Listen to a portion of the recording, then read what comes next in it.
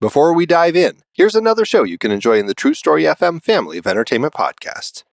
What's up, most excellent friends? It's Chrissy and Nathan from the Most Excellent 80s Movies podcast. It's a podcast where a filmmaker and a comedian And their most excellent guests adventure their way through the 80s movies we think we love or might have missed. with our grown-up eyes to see how they hold up. Join us for delightful discussion, Rollicking recaps. ratings, and deep-cut recommendations. Plus, members get some extra fun chit-chat with the hosts after the show. Download the Most Excellent 80s Movies podcast today at truestory.fm. Or find it wherever the finest podcasts are stored. And do remember to keep the Most Excellent 80s Movies podcast motto in mind. Be excellent to each other and... Party on. Party on, dudes.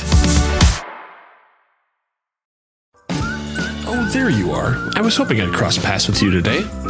I'd like to invite you to visit the Storywell. It's a place where storytellers of all stripes gather. From improv performers to authors, screenwriters to playwrights, we all tell stories. But we're not here to talk about craft. We're here to make something out of nothing. Each episode of the podcast, your host, that's me, sits down with a creative person, and based on a series of random prompts, we get elements that we make into a story. Will it be a noir novel about King Kong?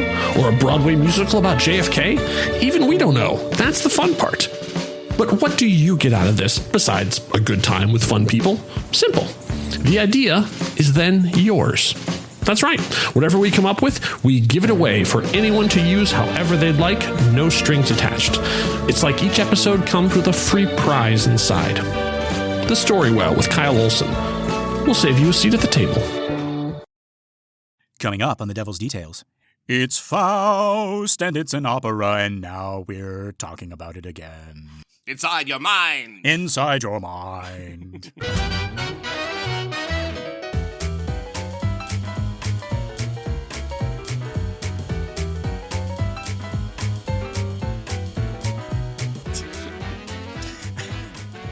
I thought we were finished with Faust, but apparently not. All right. Good morning, Star, and welcome to another episode of The Devil's Details, a show where we dig up, decipher, dissect, and deconstruct the many forms of the devil. One of my names is Lester Ryan Clark. And I sometimes go by Keenan Diaz. He goes by Keenan Diaz. Spear and magic helmets. Well, I was thinking that's how they say Christina the Miss Die. Oh, yes. I don't know how we're going to get through this without talking about Phantom. It's not even, well, I guess it is kind of related, but it's not actually at all. All right, so what we're talking about is the opera of Charles Gounod's Faust, right? Yes, this is it, folks. This is the penultimate section of our Faust season. After this, we got one more thing. We're going to be talking about the silent film, F.W. Murnau, just called Faust. But before this, we have an opera to get through, and hopefully no masked terrorists, dropping things along the way. Whoever Lester hired as the co-host first that I didn't know about, and then you fired them, and they live in the rafters of your parents' house. And every time you come back, like, right. Bring over Keenan. Yes. Bring me Keenan. And he has rules. You have Keenan has to be the co-host. He requires a weekly payment of extra long Twizzlers. That's right. And Coca-Cola. But no, we are talking about the reason we keep on going into Phantom. If you don't know the Phantom story, that is the opera that they are doing in Phantom of the Opera, novel, right? And the movies, except for the Andrew Lloyd Webber movie, right? Right. Yes. So we're seeing Andrew Lloyd Webber, but yeah, they didn't do Faust in that. Yeah, where there was no Faust in Andrew Lloyd Webber. Right.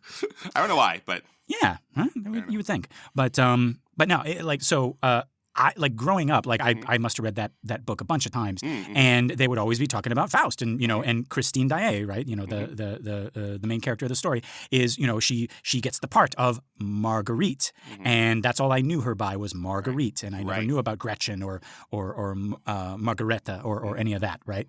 And I only knew this story for the longest time through the Phantom, and we would get little snippets of it, and then also in my favorite little crossover, Sherlock Holmes meets the Phantom.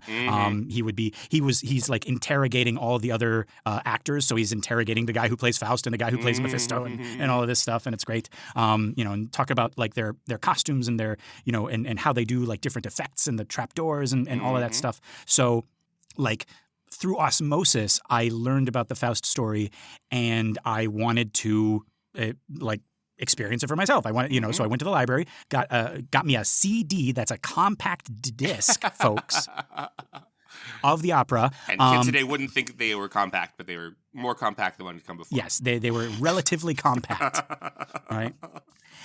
And I had the the little in the CD you had the little booklet, right, with all the lyrics in French and English. Oh, okay. And Keenan, little high school Lester could not get through that goddamn thing. I was just sitting there because I was like, it was going too fast, and I was looking from the French to the English, and I was like, what are they saying right now?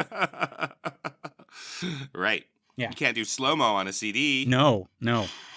But it's too compact. Yeah, exactly. Right. It's already done. We're done.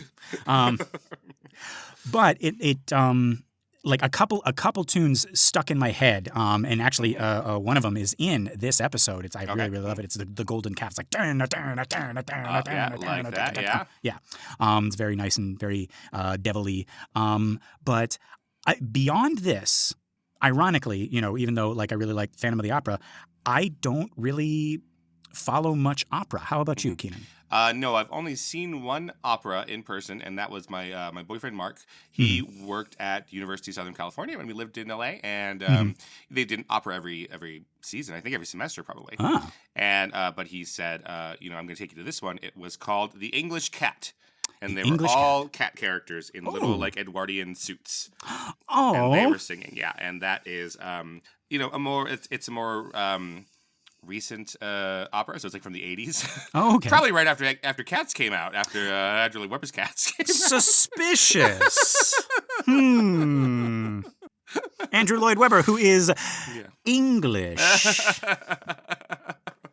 Yeah. So it's it does a lot of things opera does. There's a like evil landlord rich cat who wants to marry the young pretty innocent young cat, right? But she doesn't want to, and she has somebody else, another guy, and through all this misfortune, she ends up in a bag in the river. Whoa! Rewind. I was like, yeah, we've all heard this story, but she sings her tragic swan song in a bag in the river as she's drowning, and the bag has a little flap so we could see inside of it as she sings her death song. Holy shit! Oh man, I thought it was gonna be like like a version of Cats, but operatic. But no, but it's an opera with cats. Yeah, it's okay. It's an opera with cats. Right. Yes. No, death and innocence destroyed. No. This isn't the Lion King that came out just last year. This is the Jungle King, who is a lion. Yeah. And he fights with another lion and his hyena sidekick. Right. That's an actual thing. Mm-hmm. Yeah. The only brush with opera that I've had besides the Phantom book was growing up. It must have come on TV at some point. Keenan, I want you to just Google image Hansel and Gretel an opera fantasy. Okay, that's a specific version of Hansel and Gretel from 1954, maybe. Probably. Okay. Oh, right. Oh, okay. That's a gross way to do this. Yes. Okay, good. I was waiting for that. I can't see what you're seeing, but yes, I know you're seeing the right thing. Yes. So, folks at home, you can play this game too. You can go Hansel and Gretel, an opera fantasy. It is a stop motion. I thought claymation, but I don't think it's clay. No, clay would not look as gross as this. Yeah. These are little puppets. They look little puppet rubber. freaks. Yes. It's a stop motion thing, and that gave me nightmares for at least a decade. Before you even saw The Witch or anything. Folks, if you still haven't typed it into Google, you're having nightmares about Hansel. Right. All right? Okay? And do you see a picture of the father? Oh God! Because he has a song that and that opera, the songs of that opera, from a young tender age, Lester as a young boy, that opera is burned into my brain. They're like it's dug its little canals into my my brain wrinkles, and so I know like when I was like la la la la la la la la, right? That's the Father's song, right? And but like just imagine that face belting that at you. Right, with just like big bombastic drums and trumpets and brass horns and just like it was a whole new level of monster that was going to get me at night, because the other ones were like and this one is like it brings the whole band. Right? I bet when you're watching Engelbert Humperdinck's Hansel and Gretel opera, when it's not puppets, the fact that it is two grown women playing Hansel and Gretel helps you get through the monstrosity of what you're seeing. I mean, probably right. But when it's little puppet faced Hansel and Gretel, like if you turn your eyes away from the screen, they will eat the back of your neck. Yes, don't look away. It's like those Doctor Who angels. It's like. And then the worst part is just like when they stop singing and they all just turn and look at you.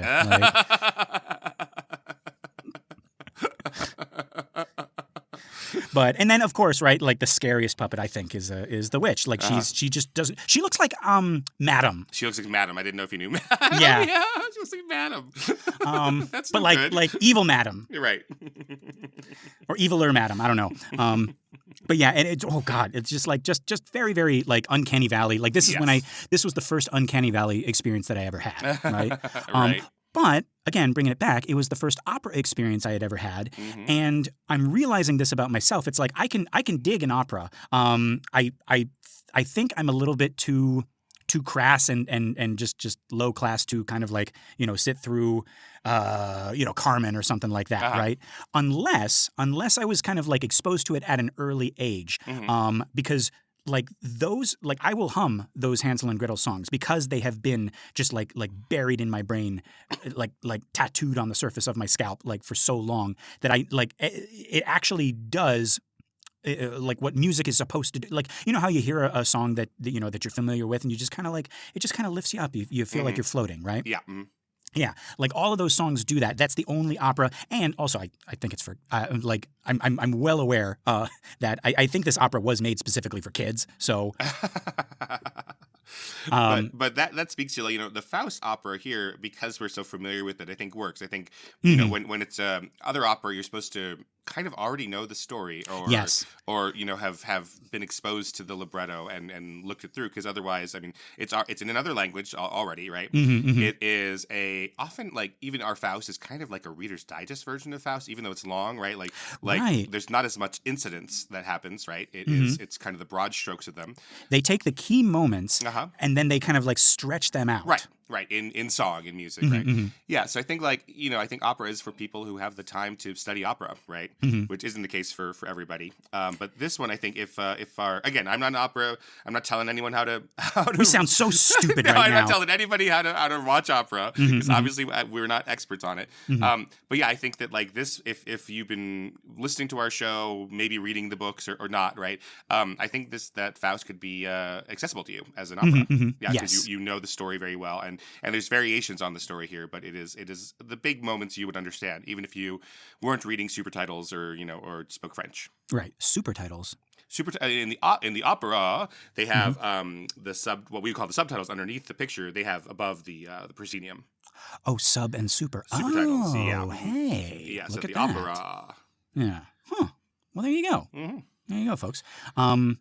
But yeah, I think. And there's so when they started doing super titles, people at the opera were like, "What the hell is this? Like, if you don't know your French, you don't deserve to know. You don't deserve to have this translated for you. Oh, this has given me like when the church switched from Latin to English vibes. This is like Vatican II. This is like how dare you do an opera in English? What? Right, completely. And then so they started projecting them above the stage, right? Which is very useful, and it's above so much. Like unlike in a movie where sometimes the subtitles are in the way of the picture, right? Then you can't see the stuff. Yeah, this is way above the proscenium. So I bet I'm sure if you didn't want to look at them, you would be able to watch the opera without seeing it.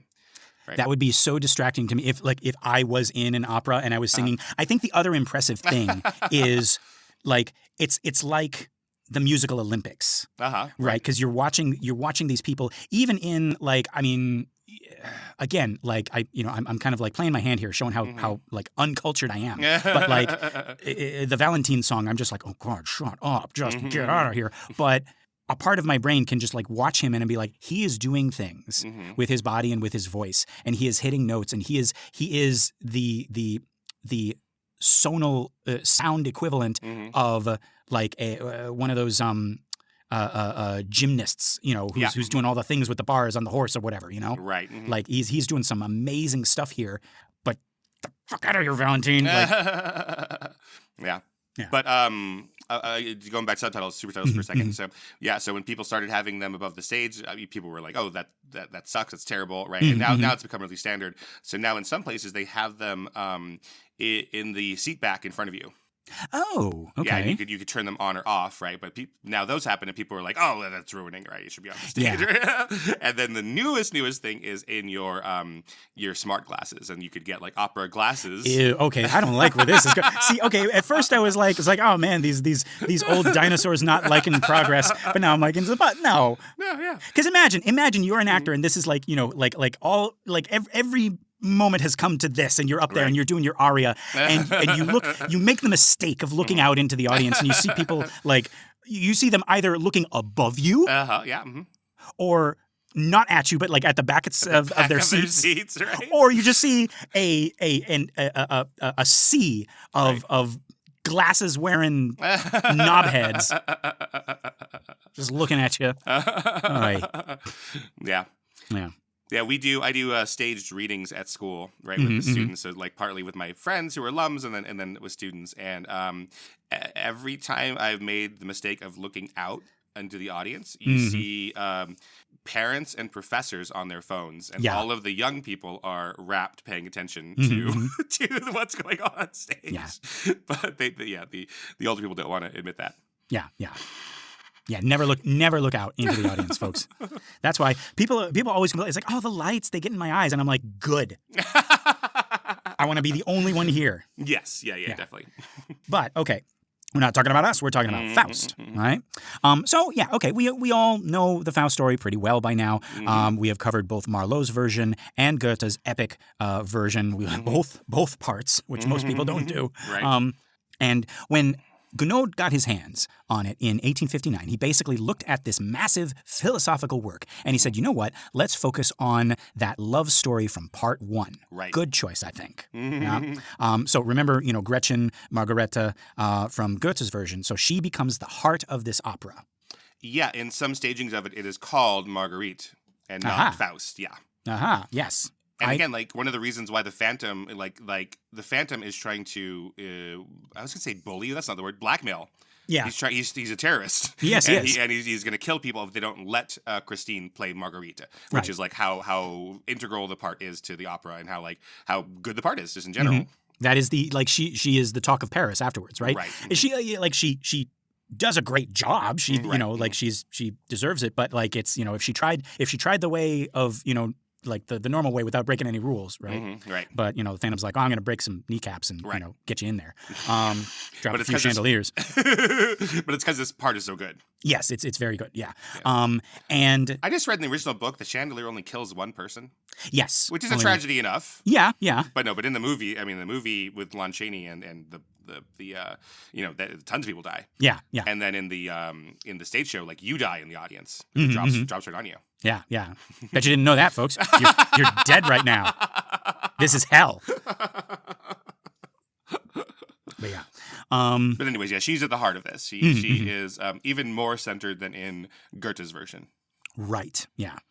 Where she literally saves Faust at the end. Yeah.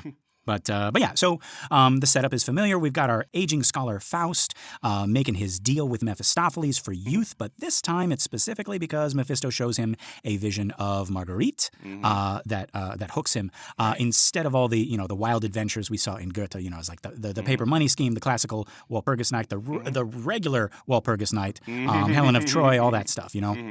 Gounod zeroes in on just the Marguerite story. So we get the seduction, the abandonment, the tragedy of her killing her child. Remember how in Goethe that was kind of like a passing thing, like it happened off stage. right? Mm-hmm. But yeah, so this in the opera, it's central to the plot. Mm-hmm. And while Goethe gave us the elaborate ending with the mountain gorges and the beautiful young angels, right, and the eternal feminine and all that stuff, Gounod keeps it simpler, but just as powerful. Marguerite rejects both Faust and Mephisto, choosing salvation over earthly love, and Faust goes to hell. Very important. Goethe, he goes to hell because that's where he belongs. Yeah. So yeah, Goethe's version threw me for a loop. That ending. I was just editing that, and I could hear the annoyance in my voice. Yeah, at the end of Faust Part 1, he gets dragged off stage, and I'm sure a lot of people who just put on Faust Part 1 like make it like that's him going to hell. Yeah, because come on. But yeah, as it's written, then you go back and read it, and it's like, oh well, it's just sort of he's taken off stage, like Mephistopheles like grabs him by the elbow and is like, here, boy, and they just go off stage. He gets dragged to a Zaxby's chicken joint. You know I'm not allowed Zaxby's chicken joint. That's why I'm bringing it up. Specifically why I said it. But yeah, a quick note before we dive in. You might notice that different productions and different recordings divide the acts up a little bit differently. I was a little bit confused because I was so it turns out both of us, just coincidentally, we ended up watching the one that was done by the Royal Ballet and Opera. The 2019, I think. 2019 one. So we both ended up watching that one. Again, you don't have to watch that one. We both had to kind of like pay and register, and it's only streaming on their website. I paid 10 quid, governor.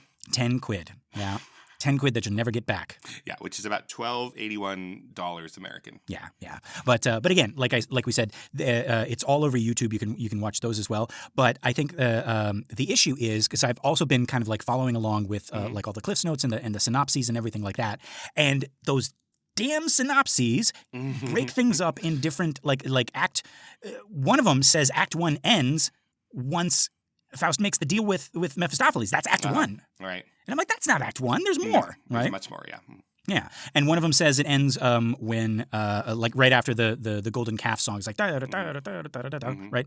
But others say, no, it goes on a little bit more and then Act 2 and, and all that stuff. So we're going to do Acts 1 and 2 as we saw it in our version. Right, yes. Where there's an actual intermission, et cetera, as a 2-act opera, essentially. Yeah. I'm also seeing a lot of where people have omitted some scenes that feel at least pretty cool. The scenes they're cutting out, like Walpurgisnacht, et cetera, or moving things around. So that happens a lot, I guess, when everyone involved is dead and it's public domain and all that. But yeah, based on like what you can do. But that's too bad. Because the big scene that gets cut, like in the Goethe's version, right, often is the special effects and that craziness. And here it is because things like the level of ballerina you need access to, right? The old days, like in the height of opera, as I understand it, in grand opera was a combination of opera and ballet and things like that. But today, opera and ballet are kind of pretty separate. Yeah. Right, so if you have an opera company that's not partnered with the ballet company, you often cut out the big ballet scenes of your operas. Right. Yeah. I'm remembering like, in one of our favorite movies, Amadeus, right? Like the whole thing is like you can't have a ballet in the opera. And I'm like, opera is like the epitome of musical performance because it has every like it is not just a musical play. It is not just the orchestra or the actors. There's also a ballet. I like from what I remember in the story, right? Like under the opera house there was a stable for horses because like every now and then like one guy has to come on a horse. He's like the army one or whatever. Right. They used to do horse shows even in movie theaters in the golden age of American movies. Like in the 30s, the biggest, well, maybe not the biggest, but the most famous movie theater is Radio City Music Hall in New York, where 30 Rock is. And they would, between movies, they would have horse shows and horses coming out on the movie theater stage and do tricks and stuff. Yeesh. Yeah. I almost wanted to be like, well, why don't they have that today? But then I'm like, oh, I can imagine. Wait, so there's 8 or 9 reasons why they don't do that anymore. But that made me think, okay, like just thinking about like how opera was done back in the day, where they were pulling out all the stops, right? And you had a full-on orchestra. You had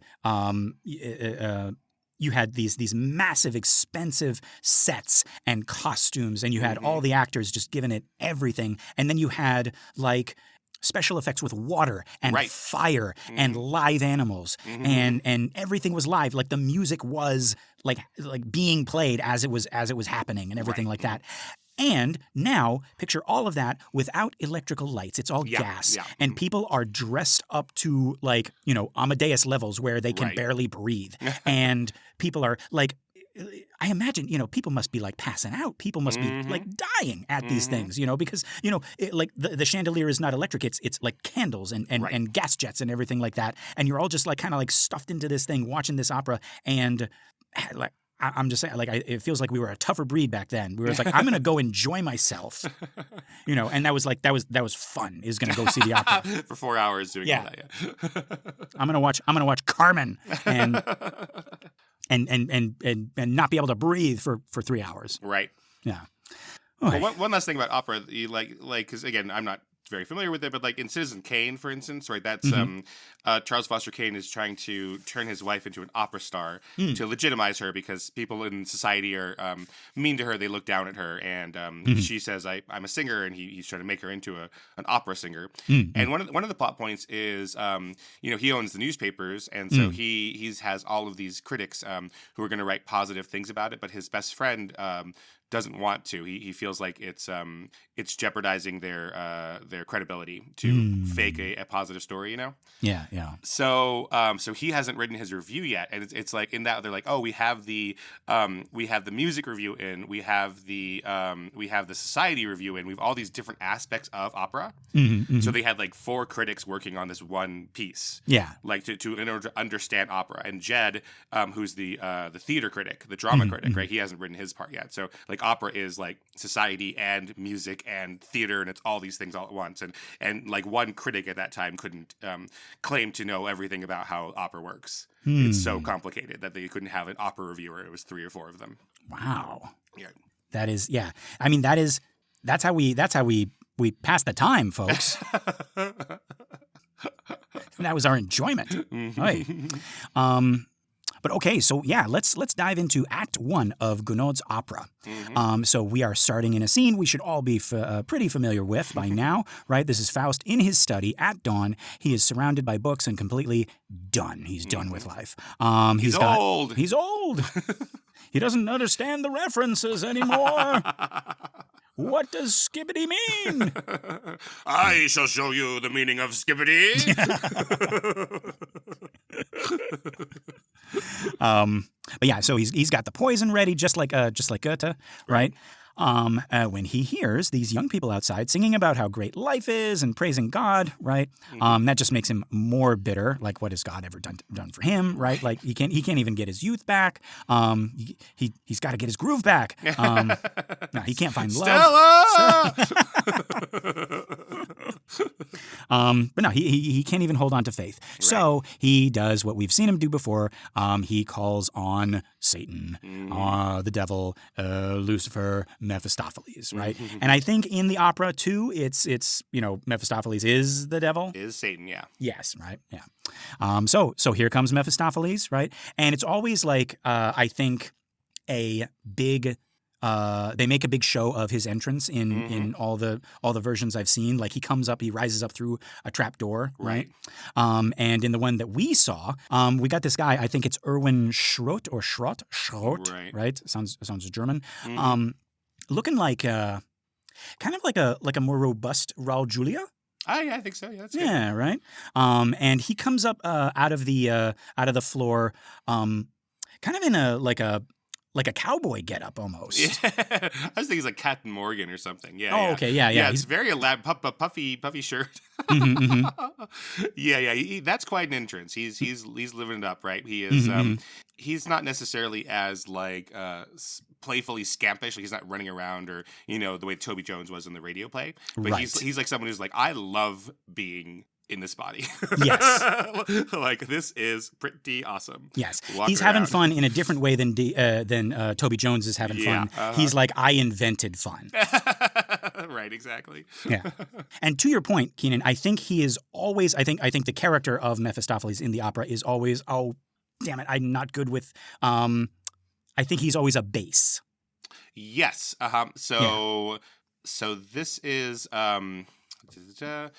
This is something that I have to try to keep track of. Right. So he's a bass. Mm-hmm. Faust is listed as a tenor.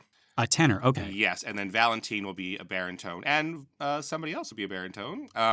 But yeah, that's part of the reason why I think operas. We talked about this briefly. Like, operas often center women in when they're in adaptation in expanded roles, because opera kind of needs a soprano, like that. They're Right. They're written And for Marguerite is a sopranos. soprano, yeah. Yeah, so Marguerite is a soprano, and then we have Marta, who we've talked about before. Mm-hmm. She'll be a mezzo soprano, and then we have another character who's a mezzo, and we'll talk about them. Yeah. Yeah. But I think, yeah, like, that's another, I like how that is also shorthand for, like, the characters, right? Like, this is a more serious Mephistopheles than Toby Jones. Right. Because of the deepness of his voice, but also with that, our guy, Erwin Schrott, can, like, oh man, like he pulled so many faces, and he made like so many like little comic like side gags and stuff like that, side like winks at the audience and everything like that. I was loving it, and having this big deep bass voice character be funny was a real treat, I think. Yeah. So he's not an imp. He's definitely not an imp. Mm-hmm. Right. He's a mature person with deliberate movements. Yes. Right. And he hangs out with the imps. He hangs out with he's like on the weekends. Yeah, he's the king of the imps. Yeah. Yeah. Yeah. But like in some versions of like the sword fights with Faust and Valentine, right? Mephistopheles is kind of like going back and forth between them, and like, no, now I'm over here, like Robert Williams or something. Right? Yeah, but in this one, he's just kind of like, I will be over here. Yes. When I need to make my move, I will make it.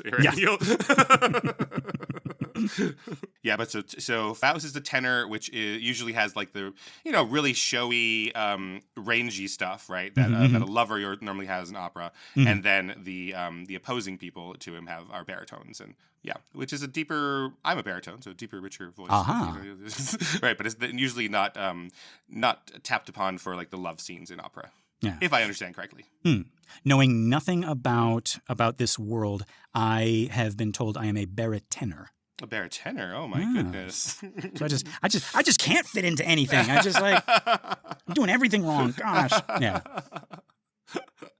But yeah, so our Mephisto makes his big entrance. And yeah, like we said, like if you're picturing, kind of like a leotard wearing demon like Toby Jones, right? Like think again, right? Like in this version, he's very like elegant. The 4-hour Phantom version that I saw like had him, with this doublet and these feathers and everything like that. He looks like a very, very rich man with red and black colors. Right. All right. And yeah, to that point, actually, if I'm remembering this correctly, Bram Stoker actually got the image for Dracula not from Vlad Tepes, which everybody's like, oh, did you know the real Dracula?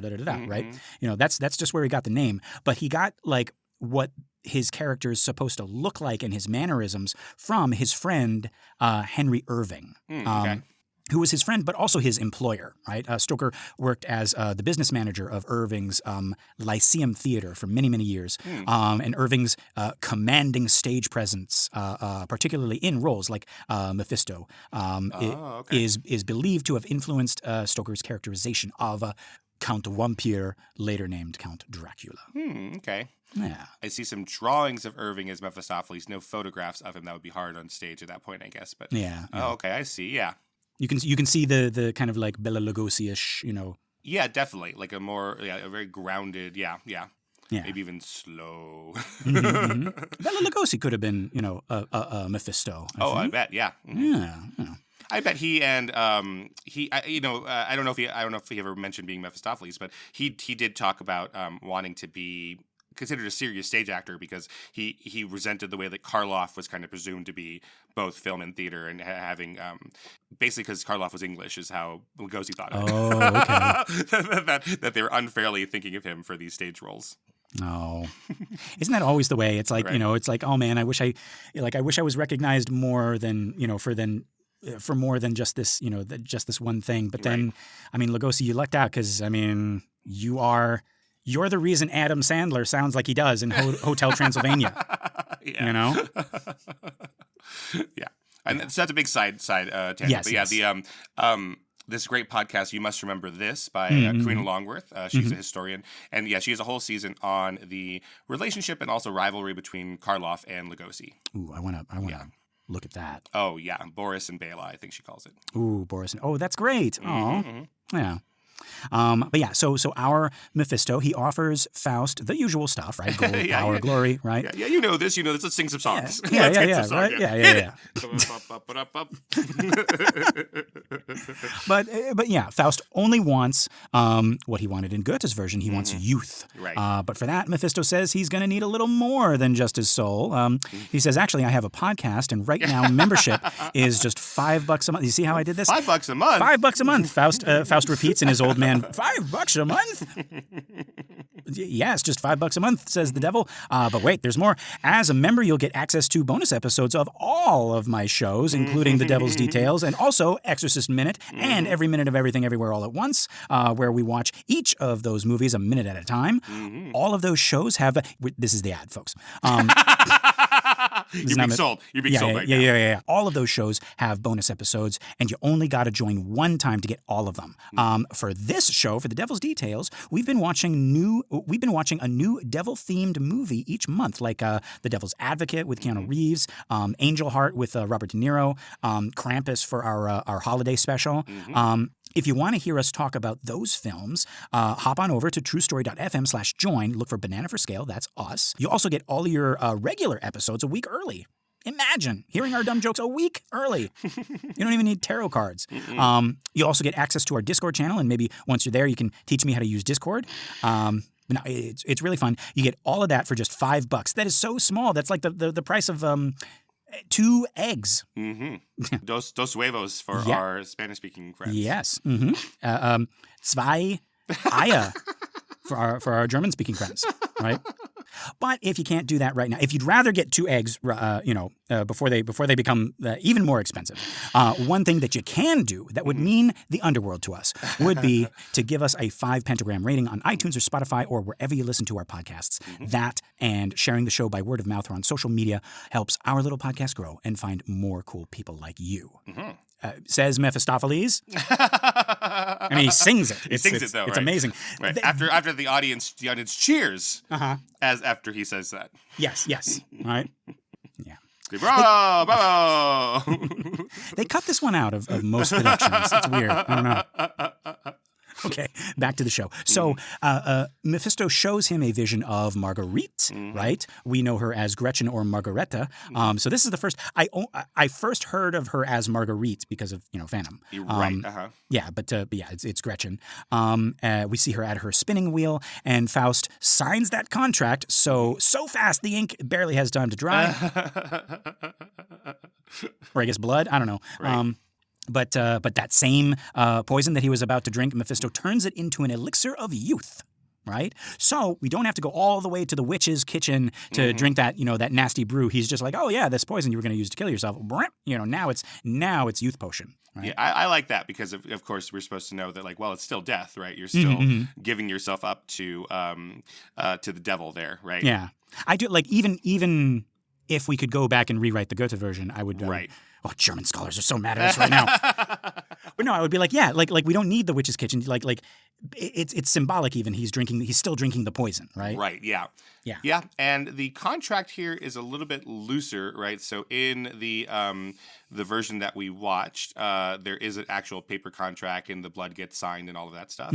But the specifics of the bet are not there, right? It's not it's just I will and there's not in Marlowe's version where we have the ticking clock of 50 years from now we'll do this or that, right? It's just you for the rest of your life. I will be your slave up here, and you will be my slave down there. Yeah. And Faust is down there, realizing, okay, that actually exists. I'm assuming he has heard of hell before.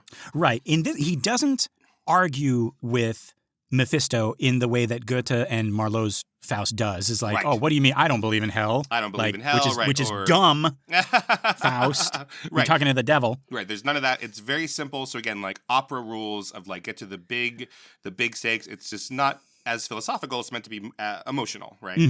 Yeah. And we have, if you were watching this opera in the 1800s when Charles Gounod has done this, and you're watching the opera, you're probably educated, and you've probably read Goethe, and you've probably read Marlowe. Right. Yeah. Yeah.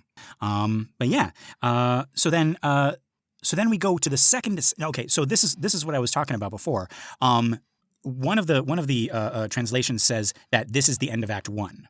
Right. Which feels weird. Like we only had one scene. We were only in one place. Right. Right. But the most of the others say that we're still in Act 1. This is Act 1, Scene 2. And this takes us to the marketplace where we meet some new characters who weren't in Goethe's version, and some who weren't like as prominent. So we got Valentine. We remember Valentine, right? Oh, yeah. That's Marguerite's brother, who's heading off to war. So this time we're catching him before he goes off to war. Yes. Right. In Goethe's, we just see him when he comes back just in time to die, basically. Right. He comes back to bother his sister about who she's dating and just hang outside her house. Right. So all this the is time. a little bit different where we see him here and see him, talking about his sister and what his plans are at the war. That does make it a little different. Yeah. Like still, I don't think that, again, like if it were today, we would be like, you're being creepy, dude. Yeah. Leave her alone a little bit. Yeah, but this one we're like, okay, he's going off to war and he's like, what's going to happen to my sister? Right. Who's going to take care of her? Who's going to, yeah. But yeah, so yeah, he's worried about leaving his sister alone. And I think in this one there is no like she accidentally kills her mother. Their mother is already dead. Faust already killed her? Faust already killed her in an alternate timeline.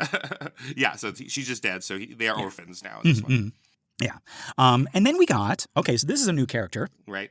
This young kid, Siebel? I think Siebel? Siebel in German, that right? sounds so Anglican. Siebel. Are you sure? Yeah. Isn't No, the it's E the... it's Siebel. Well, this is French. Oh, that's true. why Margareta becomes Marguerite. Never right? mind. Oh, yeah. And I don't think we ever say where we are in the opera, really, right? We're just in France in general, right? Yeah. Oh, okay. Yeah. Let's talk about that because that is another not issue, but it's another thing that it's another thing that happens with these plays. Like I'm thinking more of Shakespeare. Every Shakespeare play that I've seen is out of Shakespeare's time. It's set out of Shakespeare's time. It's like you see Macbeth, and Macbeth is like an army general or something. Like an American army general. Like an American army general, right? Or you see Romeo and Juliet, and it's like, 1970s, West Coast, beach life or something like that, right? I don't think anyone who's listening to this will have been in this version I saw at UNLV that I hated of Romeo and Juliet, where apparently one of the problems with casting out of your students is that you have to hurt feelings, right? And people don't get cast, as you know, people don't get cast, and they make all sorts of meaning out of that. Sometimes they don't get cast repeatedly. Right, exactly. So when they did a really good job, they did everything. They showed up every day. They painted sets and everything. Fucking trees and yeah. So this version apparently they were trying to cast as many people as possible in Romeo and Juliet. Okay. So they had 2 casts of Romeo and Juliet performing I think I remember. on the stage at the same time in opposite corners of the stage. So it was like upperclassmen, underclassmen. It was like grad students and upperclassmen and then underclassmen doing it. And sometimes they would say the lines at the exact same time, and sometimes a Romeo would say one line and then the other Romeo would say the other line. That is in the same room? On the same stage, yeah. Oh. Why? But on top, I think to be nice. Not to me in the audience. Yeah, not to anybody watching. I mean, it's interesting. It was interesting. I'll be like, I'm going to look how Romeo says this line over here. I'm going to look how he says it over here. You're completely out of it. All you can do is compare and contrast and like, this Mercutio is not very good. My friend Nacy, who's an actress, she was playing Tybalt, and I was like, she's better than the other two, which you shouldn't be doing. You shouldn't be. No. But that was a kind of like a punk rock aesthetic. Okay, yeah. Yeah, so everybody was like, in like neon like punk and like all their shoes were drawn on with Sharpies and stuff like that. Interesting. And they can't even with all this craziness happening, they can't just set it in Verona. They can't just like do the play. Yeah, I saw a version of Much Ado About Nothing, and it was like jug band, like bluegrass type thing. And at the end of it, okay. So like for folks who don't know, the heroine named Hero, she gets framed for like adultery, right, by the wicked brother. This must be a different play. What? This must be a different title. Much Ado About Nothing? Yeah, that's Beatrice and Benedict. I know. Yes. No, it's Beatrice and Benedict. No, it's Benedict. Okay, right. Hero? I don't remember see Hero. your thing and I raise your... No, it's Hero and it's Hero and Claudio. It's a double thing. Yeah, I'm sorry. Go ahead. Yeah. I was trying to save you from an email. I'm not trying to correct you. Okay, good. Sure. Keep going. Yeah. I know my fucking Shakespeare. No. I'm sorry. My fault. No. But no. And so at the end of this production, so like in between all the scenes, they have these breaks where they just kind of do this like this mad fiddling and this jug band thing. Well, I love that part. Sure. Yeah, sure. Just do that music. Yeah. Yeah, and then at the very end, Hero, spoilers, she's she was never dead. She comes back, right? And she goes over to Brother John, who's like he's being held by the cops, and she hands him his fiddle because he's part of the band. And it's like, come on, let's be friends again. And then they all, end with this, hootenanny. And I'm like, I like this, but like I have never seen. Right. Exactly. Except in high school when I auditioned and when I was in it.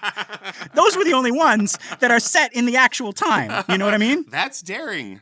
Yeah. To set it in its actual... I mean, the two choices would be to set it Elizabethan times or whatever was actually set in the story, right? Right. Yeah. I have not seen a performance done by adults of Julius Caesar where they're all wearing togas. Right. Yeah. Is what I'm saying. It's like they're all, there's like every Julius Caesar you see, they're all wearing suits. Right. Right. And it's not knives, it's guns or whatever. That's largely Orson Welles' fault, of Citizen Kane, because he was the first major production that did that when they did Julius Caesar, but it was designed to look like fascist Italy. Oh, okay. And that was a huge step. And then, now no one does it. Now no one does any Shakespeare at the original time. Yeah. And what we're getting at, folks, is so this production that we saw and the ones on YouTube, like I don't think I've seen a Faust like set in, medieval Germany. Right. I think like the ones on YouTube, it looks like it again, I'm seeing like soldiers and military, uniforms and stuff like that, right? Mm-hmm. Like modern times ones. And this one seems to be set like around the French Revolution. We got a lot of flags being waved and everything. Yeah, it's probably like one of those ones after that because everyone already likes the French flag and all that. Right. Yeah. But on top of that, you also got Mephistopheles in this getup. He looks like a circus ringmaster. Right. It's like the big top. It's like big top Mephistopheles, and like the magic youth potion and all the stuff that he gives to Faust comes from like a very like circus like costume box. Yes. Like it's a chest that like he's like, here, let me open this up, and it's like he's Harold Hill selling him some stuff. Right. But yeah, so that's kind of the vibe that we got for this version. Yeah, it's very French. So this is in an English production of it. So they're leaning into the French part of it. There'll be cabaret girls and can-ish ballet dancing a little bit later, right? So it's like very much like this is France. But yeah, in the libretto though, like I don't remember it. Which is like the script for the script the for opera. without the music, right? Because I can't read the music anyways. But I don't remember it saying where it's set, and I just Control F'd it and put in Paris or France or Germany, and none of that came up. So I think it just in the actual libretto, it's just sort of where you want it to be. Yeah. I mean, we know, you guys have followed us, this far. We know, Faust is a German story. But Gounod's Faust is there. Like I've never seen it separated from the French landscape. Right. That's interesting. Right. Mm-hmm. Yeah, because it's never Gretchen, it's never Margareta, it's always Marguerite, right? So even when it is, the story of Faust, it's done through this French lens. Yeah, that's why I think. So the last thing in the season we're going to do is the silent film. We have to be more now, and that has a subtitle which is a German folktale. So Faust, a German folktale, like they're trying to reclaim it even. Right. Yeah. Yeah. But yeah. So okay, all of that to talk about this new character, this young boy. Right. It's played by an adult woman, but and I think it's spelled Siebel. Siebel, maybe? Yeah, Siebel? You're right. They're French. Yeah, You're right. Yeah, right. And he promises. I'm going to say he because that's the character, right? Yeah, this is a pants role or a breeches role. Yes. Where they would cast a woman. Again, they're playing like in Hansel and Gretel. You're playing a boy or something, and then but you want the vocal range of a female opera singer. Right. Like the Peter Pan plays always did that, right? Yeah, exactly. Mm-hmm. Yeah. And if I remember correctly, in the Phantom story, like this is always the role that Christine would get. That makes sense, right? She's the ingenue, right? Right, and Carlotta would get the Marguerite. Right. Mm-hmm. Right. Yeah. But yeah, so Siebel promises to look after Marguerite, and then Mephisto shows up and he starts stirring things up. He sings this amazing aria. I'm gonna if I can find like a royalty-free version, I'm just gonna do the first little bit of the instrumental.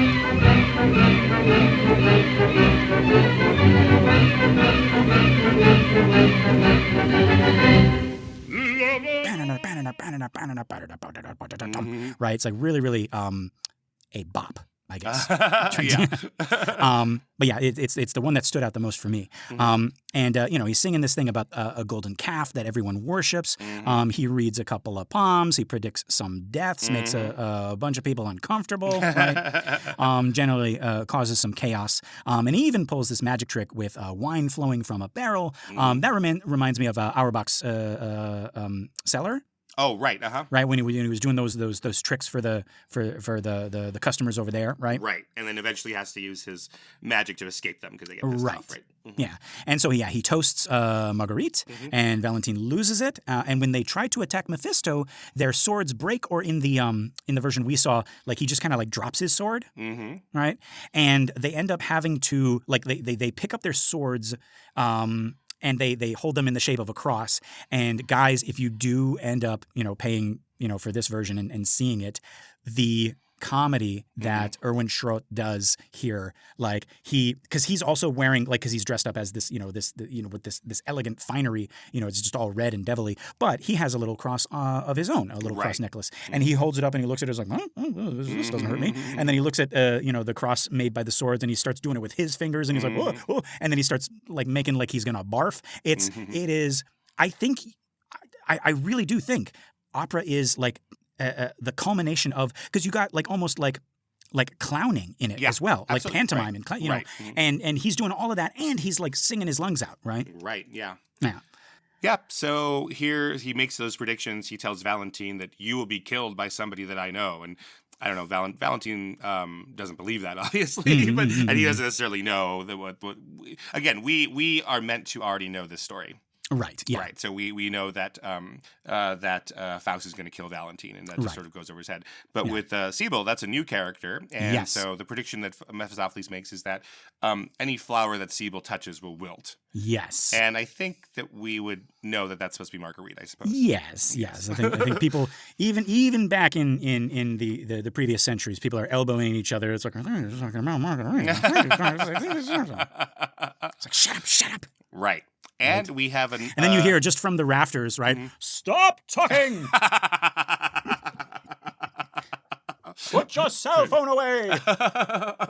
Or I shall insult you again! Yeah, and we have an old character here who is Valentine's sort of sidekick, and he does not have, he's never named by name in the dialogue or any of the songs, but in the libretto he is Wagner. Wagner? What are you doing here as an entirely different character? Oh my God. Actually, Keenan, I completely missed this. I did not. Yeah. I did not catch our Wagner. Oh my god. Oh, completely. Yeah, because it's totally not our Wagner. Yeah. So why not just make that some other character, or Right. whatever? But you know what character I mean? Like he's a little he's the guy who's following Valentine around and being Yes. like, oh, another thing, boss, right? Yeah. Telling me he smells like a dog or whatever. Yeah. He's gone back to the LeFou role. Yeah, exactly. Yeah. So he, as far as I can tell, does not meet Faust in this version, but they call him Wagner. Right. He doesn't make a homunculus. Or, Not that I could see. right. No. There's no Robin or Rafe or Dick or No, not at all. No. So my question is why don't they name Siebel Wagner? But whatever. Right. Yeah. This would be like the Wagner type role. Yeah. If they're like, well, we can't throw away such a great name. We don't have a role for that character here. Yeah. Yeah. Right. Yeah. Is it just it's like the French-German rival is like, no, Wagner. Yeah, maybe. Siebel. But no, they put him in there. Wagner's here. Yep. He's Right. there. But yeah, even people, yeah, you would notice unless you listen to our show or read the program or whatever. But that's Wagner. There we go. Yep. Oh yeah. I don't think we talked about Faust's costume in this. Folks, again.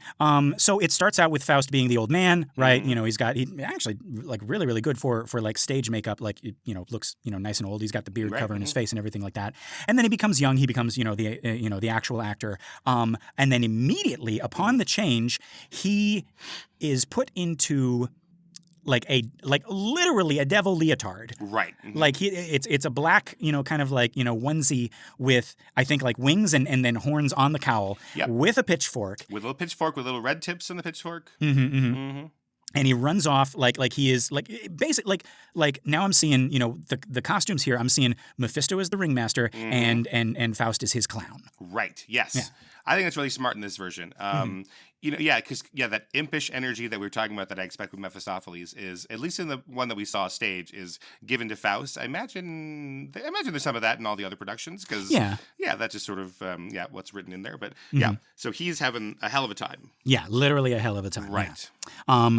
But this act ends with Faust's first attempt to meet Marguerite.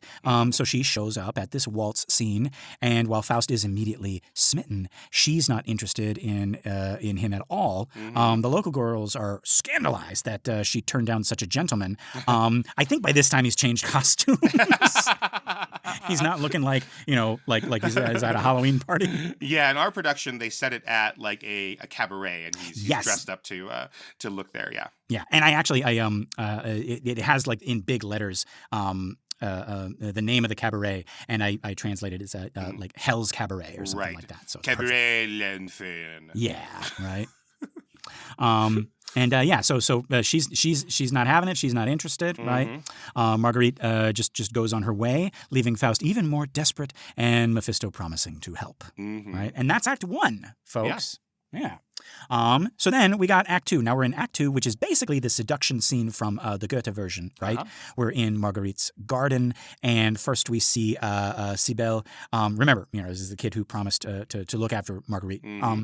And he's trying to pick flowers for her, but remember what Mephisto said. So sure enough, like every flower he touches dies, until he gets the bright idea to dip his hands in holy water. All right, this is holy water. You keep it away. It's actually tap water. Oh, give me it. I'm thirsty. Yeah. Do you know how much do you know how dehydrated you get singing like this? Jeez.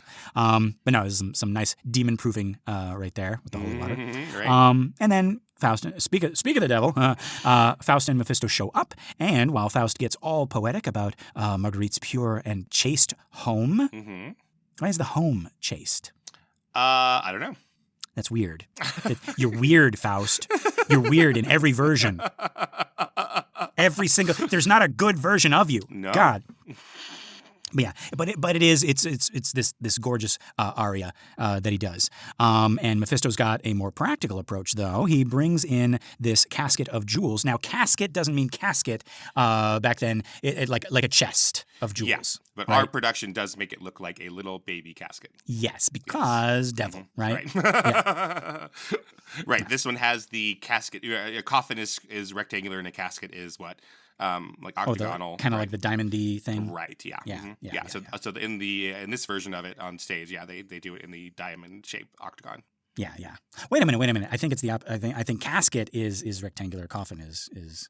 I don't think so. Because you see, it's like we're going to a funeral. It's an open casket, and it's never like, like the Wild West, coffin thing. Coffin. Or do they just mean the same thing? Oh no, you're right. Casket is rectangular. Uh-huh. Coffin is tapered, and it's a hexagon, so it's 6 sides, not an octagon. Mm-hmm. Yeah. But that. So in our production, it's coffin shaped. Yes. Okay. Yes. Which I prefer. That's cute. It's right. it's like taking the pun and running with it, right? Right. But yeah, casket just meant like a hinged box. Box. Right. Which actually now that makes you feel weird for calling the thing you put dead people in a casket. It's like, what am I like? Is the junk drawer for people? Like That's what it is. A junk drawer for people. It's just a box. Yeah. Yeah. Oh, Yeah. Quick. Okay. We already know the answer, but the man who made it doesn't need it. The man who buys it doesn't want it, and the man who uses it doesn't know he's using it. Okay. This is the coffin. It's a coffin. It's a coffin. I guessed it. But no, I like that riddle. I might have too. Oh. If I had heard it. Oh, yes. Without the solution. Without the answer. Yeah. Oh, shoot. I just kind of ruined that for everybody. I'm going to probably take this out. Too late. Yep. I can't. Don't remember that, Keenan. Yeah. That's great. Yeah, that's what it is. It's a box. Mm-hmm. Yeah, Our friend Karen What's in the box? Balenfant. It's jewels. Yeah. Our friend Karen Balenfant says just throw him out with the trash when he goes. Oh, jeez. Just don't waste money on the box. Jeez. I mean, It's kind of what Lou Grant on Mary Tyler Moore says. He says, just put me outside, just stand me outside with my hat on, is what he says. Mm-hmm. Cameron's is more blunt. Give me one last Halloween as a decoration. And then you can do whatever you want. That's great. Well, hopefully you when it's your time. Mm-hmm. Not this Halloween, No. but hopefully you pass near Halloween, like before. If you die like November 3rd or something. Well, no, it's even better. The farther away from Halloween I am, even better. All right, we'll do our best. It's like We'll we have to cremate him now, Grandma. It's like, no, this was his wish. Yeah, exactly. Just sit him up with the bowl of candy, with the candy corn. But the neighbors come out and they're like, excuse me, it's March 1st already. Can you please throw your Cameron Balenfant away? Yeah. Just have it here. And it was just like, well, it's like it's earlier every year, and now Lester's corpse is wearing a Santa hat already. Right? All right. He's in a casket, Mm-hmm. and that's the moment I've been waiting for. I sit up and I'm like, actually, it's a coffin. And the last little bit of life I let go right there. Right. Yeah. Man. Okay. Anyway. All right. Oh yeah. Faust is going on about how chaste The house is. the house is. Right. Right. Mhm. So then he gets the so Mephisto's like, you're weird, and he goes off stage and he brings in this casket of jewels. Mhm. And if you remember the Goethe version, you know where this is going. But the opera really makes this like a showstopper. This is a famous song. It's just called the Jewel Song. Right. Where Marguerite discovers the jewels and she tries them on. Right. Yeah, I wouldn't be surprised if I've heard the Jewel Song before and didn't know where it came from. Right. I mean, I've heard that title just because it's so famous. It's referenced in the Phantom. It's like Right. oh, Christina's doing the Jewel Song, and I'm like, what the hell is the Jewel Song? Now I know. Mhm. Right. But yeah, so now we got a scene we know well from Goethe, right? This is the ridiculous double date set up with Martha. Right. So the opera keeps this comic relief moment pretty much intact, right? Mephisto pulls the same trick of telling Martha that her husband is dead, right? Complete with the greetings and everything like that. Right. And Faust and Marguerite, they have their serious romantic moment, and we get Mephisto trying to dodge Martha's advances. Now this is a little bit A differently. little different, right? Yeah, because like Goethe's Mephisto's all about it, right? Mm-hmm. But here it's more like Sword in the Stone. Yeah. With their squirrels, right? It's like it's the young squirrel couple, Arthur and the girl squirrel, and the older squirrel and Merlin, right? Yeah. So Mephistopheles gets her. So I think at first, like, he's willing to do this, right? But then they kind of go off stage while Faust and Marguerite are doing their thing, and by the time they come back, they're like old. They're like an old couple. They're like kind of sniping at each other, right? Yeah. Or, like, I just can't. I've spent all my whole life with this woman, right? And the seduction scene itself is beautiful, but also pretty heartbreaking if you know what's coming. We've got Marguerite telling Faust about her dead mother and her sister, right? And then also Valentine off at the war. And then, this romantic scene where she plays, he loves me not with the flower. So we got some more flower imagery again, and there's those annoying people in the audience like, this is elbowing each other, right? Right. Yeah. Jim Backus, what do you do? You can't even see. No. And then there's this moment where Faust actually tries to do the right thing and leave. But right. Okay. So this Faust is still a piece of shit. But he's addressing some of your notes. Yes, he Listen is. to our show. Yeah, he is the smallest piece of shit of all the Fausts. Right. But anyway, Mephisto's not having it. He makes Faust watch Marguerite at her window, and he's totally in love. And that's it. Faust rushes to her while Mephisto laughs about his victory. Right? Laughs operatically, right? Right. That's what the super titles say. Laughs operatically. Right. So he tempts Faust with Marguerite more than in some of the other ones, right? So in some of the other ones, like, we're tempting him with Helen of Troy, we're tempting him with knowledge, which he asked for, obviously. He's like, I want knowledge, I want all of that stuff, right? But this is really about him using her as his way to get to Faust's soul. Yes. Right. Yeah. And that is the end of Act 2, where we saw it. This opera's really playing up the romantic tragedy here. Yeah. Now you say like the people who go to these operas, they already know Goethe's Faust. They already know the story of Faust. Yeah, at least in the old days, right? Yeah. Yeah. So this isn't like nobody in the audience is like, oh gosh, I hope they end up together. Right. Yeah. Right. And then just in the rafters here, they don't. Spoilers. Right. Google it. Yes. But we're not getting into a lot of the big intellectual issues, right? About the nature of the universe. There's very little cosmology. Both Faust and Marlowe have. Marlowe has a lot of talking about cosmology, and then Faust has that prologue that kind of is exploring it, right? Like what makes up the world. None of that here. Satan comes from below. He says, "I'll be up here until you die. Then we're going back down." Yep. Right. We got a trap door and everything.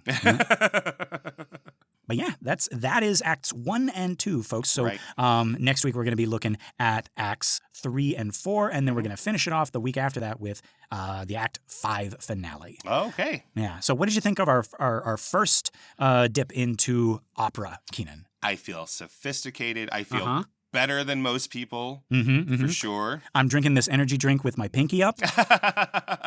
What brand of energy drink are you drinking? Oh, it is. Wait, hang on. It is Taureau Rouge, which you might not have heard of it. Right? No, I've never heard of Taureau Rouge. Yeah. The more common way to refer to it is Red Bull. You Americans might call it Red Bull. Yeah, Taureau Rouge. Yes, is what it is. And you know what it gives me? It gives me aile. Oh, look at that. Yeah. Oh, I'm sorry. Wings.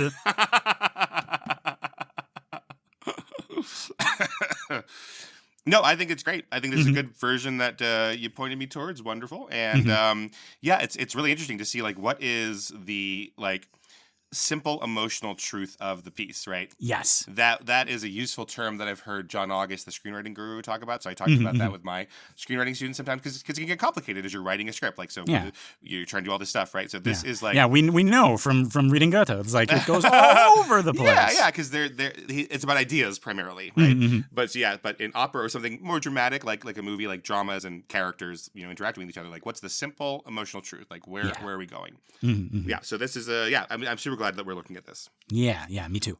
All right, yeah, and folks, stick with us. We're gonna be looking, like I said, acts 3 and 4 next week. But for now, this has been another episode of The Devil's Details. I've been Lester Ryan Clark. You can summon me on all the socials as Lester Ryan Clark. And I've been Keenan Diaz, and you can invoke me on Letterboxd and Instagram at Howdy Keenan. Yeah. Find more of our shows and other really cool podcasts at truestory.fm, or drop us a message at bananaforscalemail, MAIL, @gmail.com. We also got our Facebook listener group, Banana for Scale. That's a community for all of our shows, including this one. It's a private group, but just request to join and we'll let you into the infernal family. Yeah. Until next week, love and hisses. Mwah.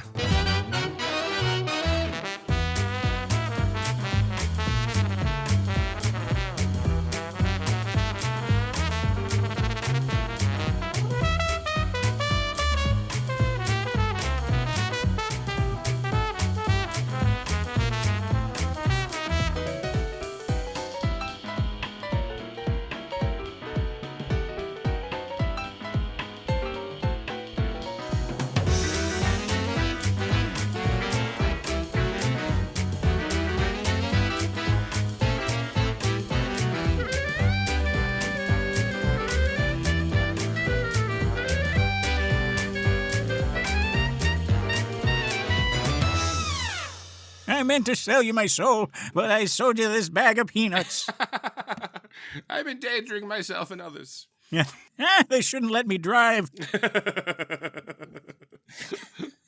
More vote. But